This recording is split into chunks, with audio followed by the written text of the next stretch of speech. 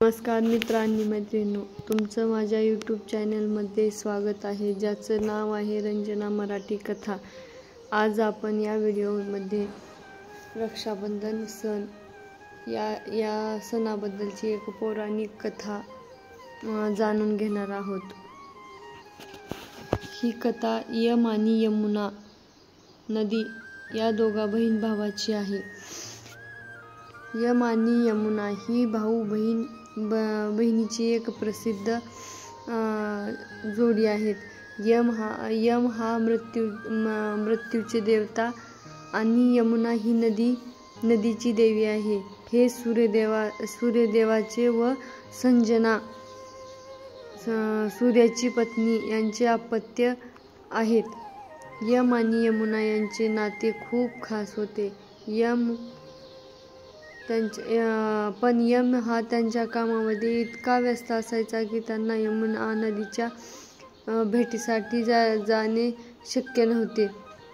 परंतु यमुना ही यमाला भेटण्यासाठी खूप तडफडत असत। यमराज आपल्या कामात इतके व्यस्त होते की त्यांनी अनेक वर्ष आपल्या बहिणीला भेटलेच नाही।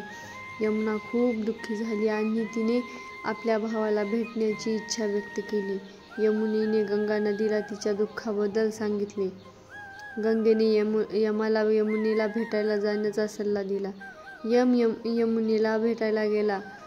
यमुना खूप आनंदी झाली आणि तिने भावासाठी एक खास जेवण बनवलं आणि त्याला राखी बांधली।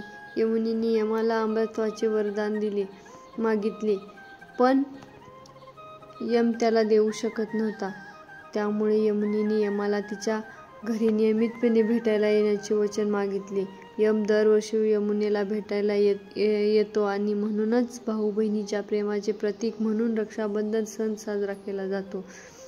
या कथेनुसार रक्षाबंधन हा सण भाऊ बहिणीच्या अतूट प्रेम आणि आपुलकीचे प्रतीक आहे।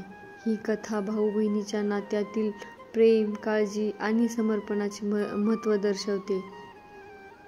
या कथेतून रक्षाबंधन हा सण केवळ एक धार्मिक विधी नाही, तर ते भावनिक नातेसंबंध दृढ करण्याचा एक उत्सव आहे। प्रत्येक व्यक्तीने आपल्या नात्यांना महत्त्व द्यावे आणि त्याची काळजी घ्यावी असा संदेश या कथेमधून आपल्याला मिळतो। अशा प्रकारे तुम्हालाही यम आणि यमुना नदीच्या बहीण भावाच्या नात्याबद्दलची कथा कशी वाटली ती तुम्ही कमेंटमध्ये नक्की सांगा। आणि चॅनलवर जर नवीन आला असाल तर चॅनलला लाईक, शेअर, सबस्क्राईब करा। चला तर भेटूया पुढील अशाच एका व्हिडिओ सोबत। शरणार्थी।